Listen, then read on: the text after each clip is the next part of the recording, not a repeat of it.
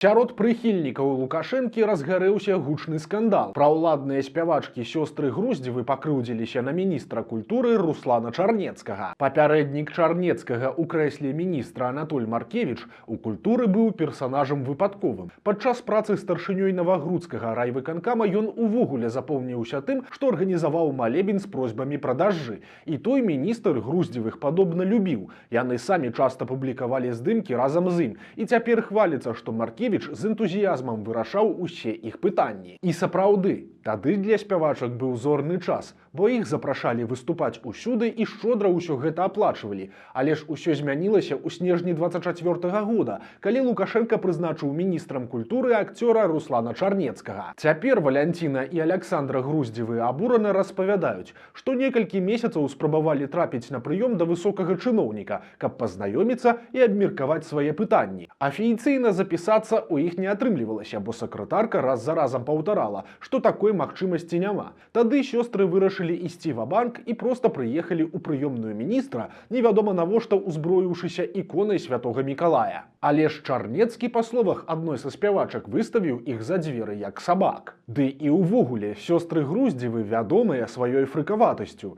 Яны вераць у гаданні, прарочныя сны і свае здольнасці прадказваць будучыню, шчодра змешваючы ўсё гэта з праваслаўем. Але ж калі трэба, яны і хітрыя таксама. І цяпер у сваім пакрыўджаным відэа яны разважліва згадалі і пра 20-й год, і пра сваю падтрымку Лукашэнкі, намякаючы, што міністр адмовіў у прыёме не абы каму, а на хвіліначку заслужаным лукашысткам. Так што, магчыма, гэты канфлікт толькі пачынаецца.